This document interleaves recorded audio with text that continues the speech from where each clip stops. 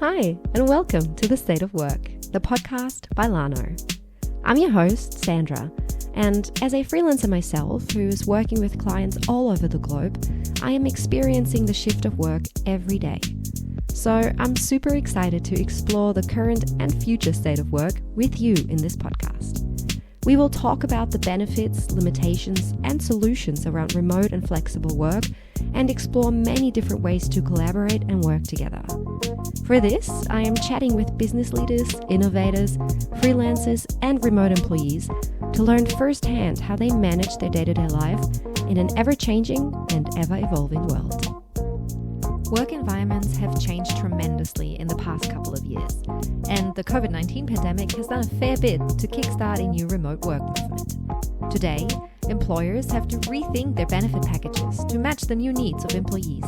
And that's exactly what Lona Alia, Head of Revenue at Safetywing, is here to talk about today. She joins me from a family-friendly co-working space in Portugal to discuss how Safetywing chooses which benefits to offer, how to find the right benefit strategy for globally distributed teams, and what companies can do to identify the right and the wrong types of benefits. Thanks for taking the time to speaking with me today. Where are you joining from? Hey, thank you so much, Sandra. I'm joining from Sandra, Portugal. A really quaint town, about 30 minutes away from Lisbon. I'm here with my family. I have two kids. One is 4 and one is 2. Yeah. And my husband. We've been doing this nomadic life for the last 4 years. And we found a company called Boundless Life, where they help work from anywhere families. Yeah. With the logistics, with the schooling. So we're in this community of other families with kids that are living the life of travel and exploration around the world. That sounds really helpful that you would have someone there that helps you take care of your kids, but also helps you and enables you to do your job and focus on that part of your life as well. Yes, Sandra, 100%. I've been doing this on my own for the last 4 years. Basically, we figure out, the Airbnb, where do we go, the schooling system locally, and then we have to quickly get the kids into the local system, which usually works pretty well, but still it's very stressful because you don't have a plan. Whereas with Boundless, they will give you a home. They will give you cleaning once a week. They have the education center, which is really cool. And they also have all these activities for kids and also for adults, yoga this morning. You have, wine tastings. You can go to the beach. There's so many fun activities planned. And really brings you a community that you can travel around with versus doing it on your own. Yeah, that sounds lovely.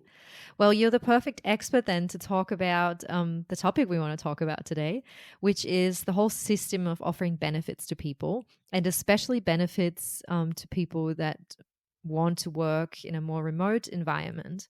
We've seen in the last 2 years especially that the way people want to work has changed drastically. And people, I think, or a lot of companies see that people are not staying in jobs that they're not 100% happy with. So it's becoming more and more important that you as a company and as an employer offer benefits to people that really help make them happy and make them stay and keep those people on board that make your company the place that it is. So what benefits should employers offer to attract top talent, in your opinion? Yeah, and I want to just take a step back by saying that at Safetywing, we are 170 team now, a team of 170, and we have zero attrition. So basically, no one wants to leave the company, which is pretty crazy, and that is a direct correlation to just like what you said, the benefits that we offer at this company. And they're not completely out of this world. There are very, very nice benefits that maybe other companies offer as well. But I want to point out that the number one benefit is that freedom and flexibility of working from anywhere and anytime. Yeah. And I cannot tell you what a life changer this is for most people in the world, because it opens the door to living their best life wherever that is. Whether it's in a certain country, in a certain city, in a certain place, And then also for parents having kids, being able to, take them to school, to take them to an activity, to spend quality time with them versus having to drive to an office because Yeah. someone is telling you to go there. It's really the best. So I talk about a lot about benefits, and really the number one thing that I see is being able to really offer that, freedom and flexibility of work from anywhere. Yeah. And is that something that has come up in over the last 2 years where people see, or especially employers see, if we're forced to, we can make it happen? Or is this something that has been around for a while now and people are only more open to it after going through the pandemic? Yeah, this is a really good question because I accidentally discovered remote work back in the late 2000s. Yeah. I really wanted to see the world at the time, and there wasn't such a thing as work from anywhere. Yeah. It was like you either work from home, or, as like, if you're in sales, for example, or you have to come to the office. Because I was doing quite well, I convinced my boss to let me work from Paris for the summers. And back then it was seen as like this totally crazy idea. It's like, oh my God, how are you going to be able to do your work? It's a 6 hour difference with the East Coast of the US. Yeah. But I really wanted to do it. So I was like, no, I'm going. So we have to make this work. And I went, and I can't tell you like how happy I was being able to, do the things I wanted in Paris, go to cafes, eat the really great food, go to the museums.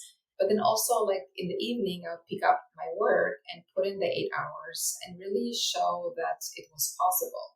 Yeah. And back then, internet wasn't the best, but I was able to do this. So if I was able to do it in the late 2000s, in the 2022, it should be so much easier. Yeah. And really, it's a question that, the tools are there. So it's not, is this possible? It's actually very possible. And the pandemic, forced everyone to try it. And we saw that not only is this more efficient and people are getting a lot more work done, but also it is better for many people. But I do want to stress that working from home is not the same as working from anywhere. So many people equate the two, and that's incorrect because working from home cannot be that much fun if you do it all the time. So we have to kind of like divide the two and say that you should be able to work from anywhere you want. So whether that's an office, a co-working space, a place in Bali, in Portugal, wherever makes you happy, that should be the norm. Yeah. What about people that are maybe not 100% interested in fully working remotely? Well, maybe more interested in other benefits such as flexibility of choosing the time when to work, or maybe also, obviously, when we're talking about benefits, a big part of that is also financial benefits. And we've seen benefits change in terms of, the being in office and the old, oh, you've got a fruit basket and you're getting the newest technology. It's not really that attractive to a lot of people anymore because we're not fully in the office, but we may not be fully remote either. So what are other benefits that we can offer to make sure that we keep the best talent that we have and we attract the top talent that we want? That's a great question. And actually, what I've seen from surveys is that the number one benefit that is kind of like almost a baseline, it's obviously health insurance, just to make sure that you're taken care of. If something goes wrong, you're not stressed out that you have all these bills. In the US, we offer this benefit quite a bit. However, internationally, it's not common. So a lot of people that are hiring through Lana, let's say, they might not think about health insurance, but it is a benefit that people are leaving their jobs over because another company is offering those types of benefits. So for like startups and scale ups, I would stress that instead of your talent leaving for maybe the bigger companies because they offer those bigger benefits, make sure to check out kind of like health insurance first, because that's something that has to be like a baseline.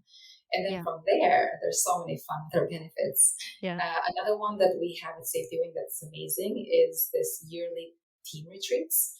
We do them 4 times a year.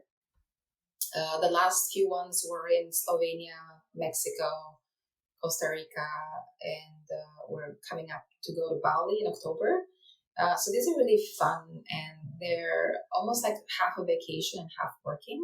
Yeah. And it really allows teammates to get to know each other better, to co-work, to bond, so that the rest of the quarter they can carry on that connection and do really great work. And it's worked out really well for us.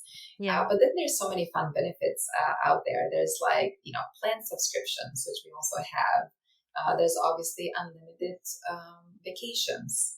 And I want to stress that you should have a minimum vacation at least, because unlimited vacation could turn into no vacation in some cases. Yeah. So yes, that would be great. Like we have a 20 minimum day a year, which is 4 weeks. And obviously the rest you can take whenever. And like you said, working anytime is really great. What we recommend is being in the European and the Americas time zones, just because that works for everyone on the team. The Asian time zones are a bit hard, like you see with yourself being in Melbourne, because you'd have to be up at night, and it's not very conducive to especially families with kids like myself. But yeah, so many fun things like ergonomic equipment. Like, can you provide good equipment at home so people are comfortable? Could it be access to learning platforms, or maybe a budget that you can improve yourself? Yeah. Mental health, workout classes, childcare benefits, food and beverage home delivery, marriage counseling. There's so many things. Yeah. In all of these things, how do you identify what the best benefits are to offer to the people that you have, or maybe also to a new hire that you want to attract? Yes, and we have figured out something that works quite well for us. What we do is that certain Thursdays, which we have a strategy team meeting, we will problem solve one thing that is top of mind. So let's say benefits is something that's coming up and people would like to review them and vote on what would be the best benefits. What we do is we create a spreadsheet. We break into groups. We brainstorm kind of like on our own what we'd like. We share it with others. And then we kind of list all the benefits. And there could be 100 of them on the spreadsheet. And then we independently vote on all of them from a 1 to 9 scale. And then we rank them and we see, okay, which one were the top 3 benefits that people are asking for in September 2022, for example. And then we review them every 6 months. So let's say we have like all of these amazing benefits. We see, okay, we can't obviously offer all of them, but what are the most important ones for most people at the company? And that way it's kind of voted from like a bottom up approach versus a top down. And this is something that's been working very well at our company, and people are very happy with the benefits that we've chosen. Yeah. So does that mean you regularly have check-ins with your staff and with the team to see what do you think about this benefit that we added? How do you feel? Is there anything else that you can, that you might want? Yeah, as I mentioned, we do this at least twice a year. So we review them, but we also solve for many different ways. So like, for example, meetings. How long should the meetings be? Should there be an agenda? Should there be async or sync? There's a lot of things that we decide together as a company versus being told what to do. And that's something that we have to stress, that if companies want to retain the best talent and attract the best talent, you have to trust that this talent also knows how they want to be treated. So listening to them in whichever way possible, whether it's through surveys, whether it's through this type of like ranking and prioritization exercise, you have to do that regularly to make sure and keep a pulse on your team. Are there any false benefits that maybe talking about, you've had the example of we give unlimited vacation days, but you also kind of have to make sure that people not go in the other direction and don't take any vacation at all, or maybe a company that only focuses on financial benefits and doesn't fully focus on other benefits that might support an employee's well-being, and understanding that building a culture is important, a culture of the company that where people want to stay and where they feel valued, and while they get a financial value out of it, down the road in the long run, this might not be enough to keep them around. So companies only focusing on one type of benefit, is that maybe a mistake that Yes, they could make? absolutely. And like you said, the first one, I lived in Silicon Valley for a while. I started my company there, raised money. So I know the culture quite well, and it was popular for quite some time to have unlimited vacation. But what I noticed is that no one was taking any vacation because the CEO or the higher ups were not having any vacation. That sent a signal to the rest of the company that sure, we have this unlimited vacation policy, but really no one is supposed to take it. Yeah. So that's absolutely a false benefit, and I would advise to be very careful with that. What we do in our company is that we make sure that if someone hasn't taken enough vacation by the end of the year, that someone talks to them and Yeah. says, hey, you need to do this.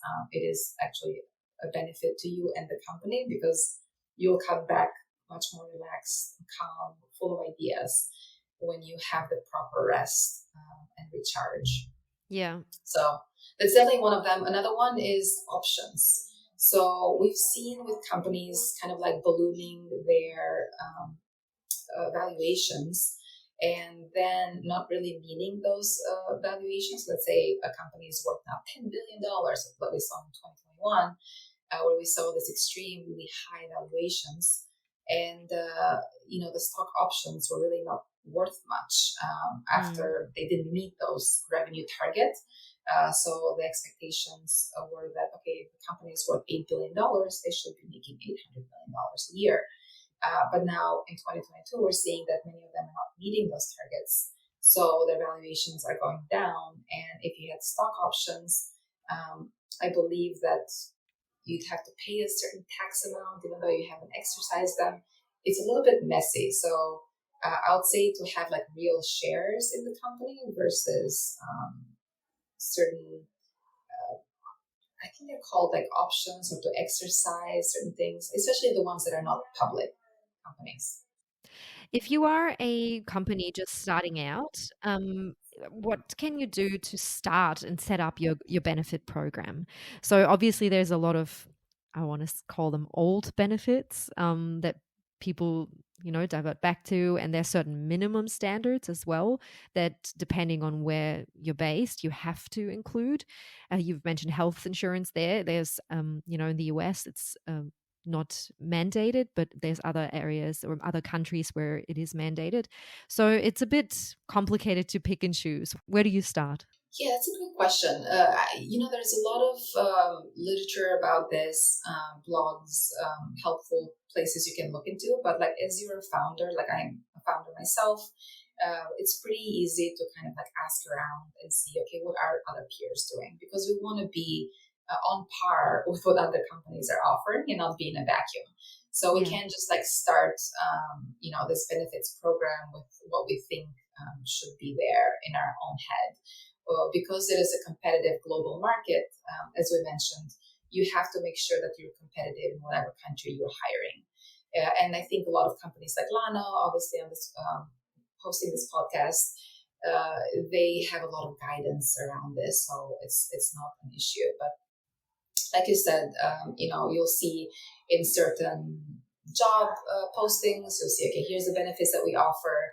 It's pretty easy to kind of like gauge and see, okay, if Mm. this company is similar to mine, they're offering these benefits, I need to have similar benefits to be able to attract talent. And yes, health insurance is something that's almost like a given in many places. Some countries do require it to have it. So you would have to check, obviously, with the local different countries. But then, seeing companies like Lana as well as all their partners, you can kind of see, oh, okay, so Lana partners with Safetywing. Okay, so that's health insurance I should get. Oh, Lana partners with maybe home equipment company Yeah. that can get you really good stuff like coffee or one of those. oh, Lana partners with XYZ. And like you'll see, it makes it very easy for you because of the marketplaces that companies have on their Yep. websites.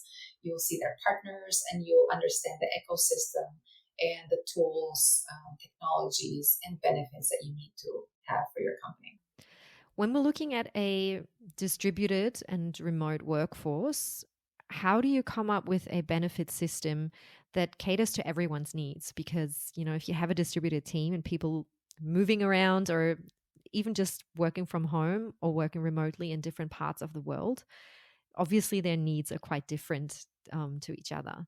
So if you have a team member that's based in the US and you have a team member that's based in Germany, there's two different needs that need to be fulfilled. Should you come up with an individually based benefits program, or is it important to think about these things beforehand and make sure that everyone gets the same things?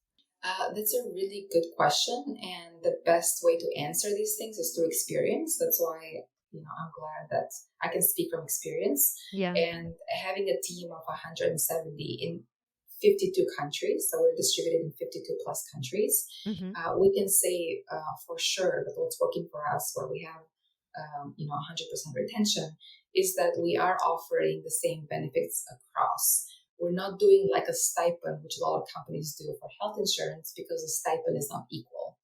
$100 for everyone is not going to be the same for that person that lives in the US versus the person that lives in Italy.